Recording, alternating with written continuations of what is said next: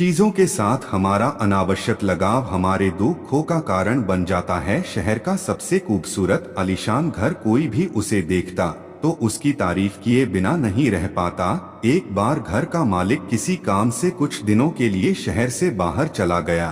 कुछ दिनों बाद जब वह वापस लौटा तो देखा कि उसके मकान से धुआं उठ रहा है। करीब जाने पर उसे घर से आग की लपटें उठती हुई दिखाई पड़ी। उसका खूबसूरत घर जल रहा था।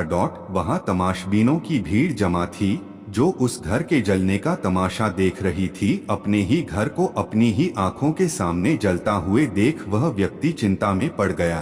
कैसे अपने घर को जलने से बचाए। वह लोगों से मदद की गुहार लगाने लगा कि वे किसी भी तरह उसके घर को जलने से बचा लें।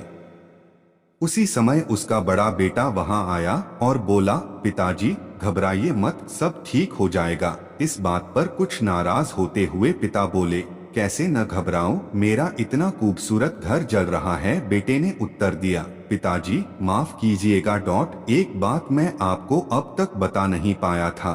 कुछ दिनों पहले मुझे इस घर के लिए एक बहुत बढ़िया खरीदार मिला था।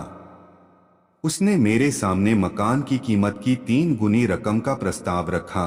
सौदा इतना अच्छा था कि मैं इनकार नहीं कर पाया और मैंने आपको बिना बताए सौदा तय कर लिया। ये सुनकर पिता की जान में जान आई। उन्होंने राहत की सांस ली और आराम से खड़े हो गए, जैसे सब कुछ ठीक हो गया हो। अब वह भी अन्य लोगों की तरह तमाशबीन बनकर उस घर को जलते हुए देखने लगे।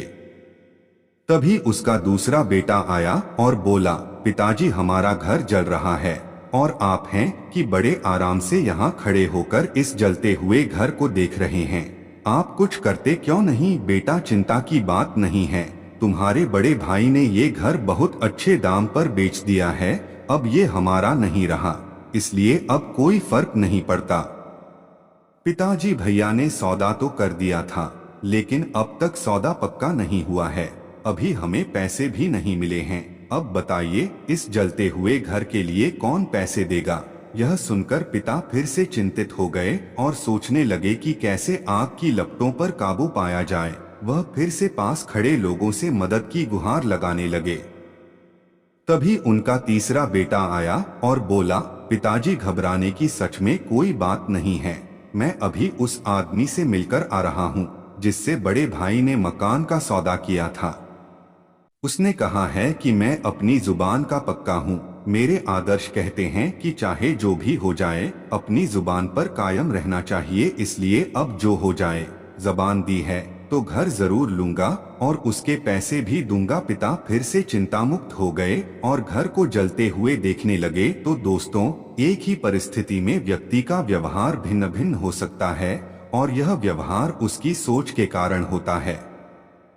उदाहरण के लिए जलते हुए घर के मालिक को ही ले लीजिए। घर तो वही था जो जल रहा था, लेकिन उसके मालिक की सोच में कई बार परिवर्तन आया और उस सोच के साथ उसका व्यवहार भी बदलता गया। असल में जब हम किसी चीज से जुड़ जाते हैं तो उसके छिन जाने पर या दूर जाने पर हमें दुख होता है, लेकिन यदि हम किसी चीज को खुद से अलग कर देखते हैं तो एक अलगसी आजादी महसूस करते हैं और दुख का हमें छू तक नहीं पता है।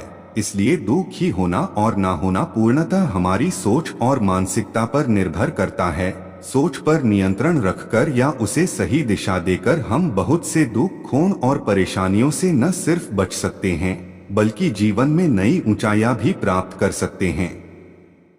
चीजों के साथ हमारा अनावश्यक लगाव हमारे दुखों का कारण बन जाता है। इसलिए भगवान जो कुछ भी कर रहा है हमें उसे स्वीकार करना चाहिए। अगर आपको ये प्रेरक कहानी पसंद आई हो तो हमारे चैनल पर बने